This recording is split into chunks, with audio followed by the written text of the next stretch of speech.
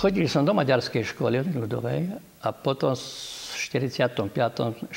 sme išli do Mešťanky, do školy, do kultúrneho domu do Pivnice. Tam bola prvá mešťanka maďarská. Tam, že som chodil tam do mešťanskej školy, aj do maďarskej školy, tak sme sa učili po nemecky, po maďarsky. A tieto reči mi prakticky potom aj neskôr pomohli. Piatok 23., keď už sa konkrétne vrátim k tým bojom, bola o 11:30 hodina jedna bomba do susedov, kde bola uskladnená predtým munícia. No tak tú muníciu Nemci zobrali ešte asi 5-6 hodín predtým, až to bolo šťastie, že nám ostalo aj dom ako poškodený. 25.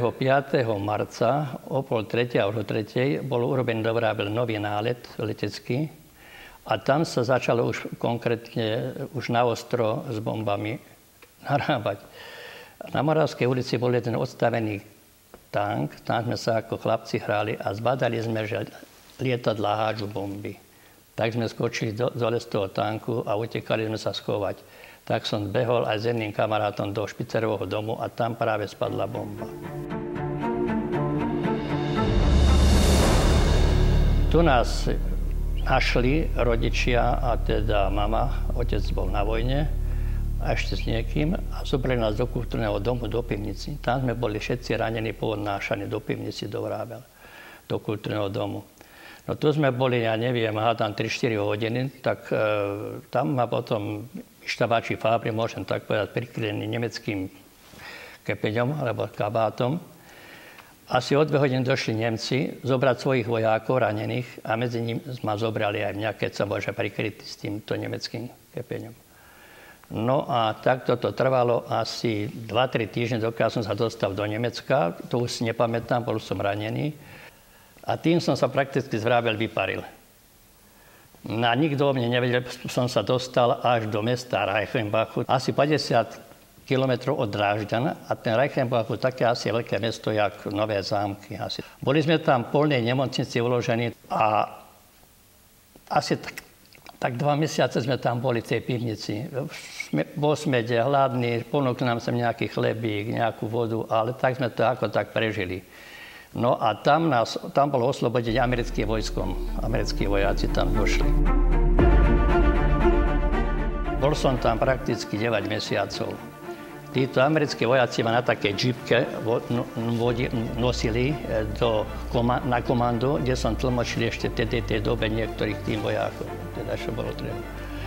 No tak po 9 mesiacoch sa nás pýtali, že kto ste ísť domov a tak ďalej. A keď som počul maďarské Ešekujvar, my sme boli pod Maďarmi, no tak som sa prihlásil.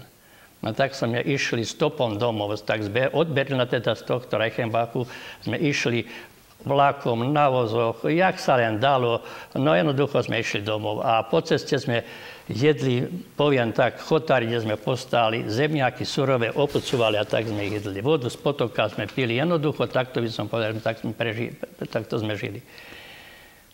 Sme sa dostali až do Čiech, do jedného lágra. Tam bolo už ruské komando, tak tam som zase dostal k ním a tam som tlmočil. 2 mesiace sme boli tam v tomto lágri. Po 2, neviem už teraz presne ten dátum, nás vyzvali, že kto ste ísť domov zase. No tak som sa prihlásil, že ste ísť domov, ale zase sme išli na vozoch, jak išiel niekde vlak, jednoducho takýmto spôsobom peši a sme postali zase pri Bratislave. Tam nás bolo hádam 50-60 vagónov, neviem, ale dobyčích vagónov, nie hádam nejakých, takto sme išli na Slame, pred Stredoslavom.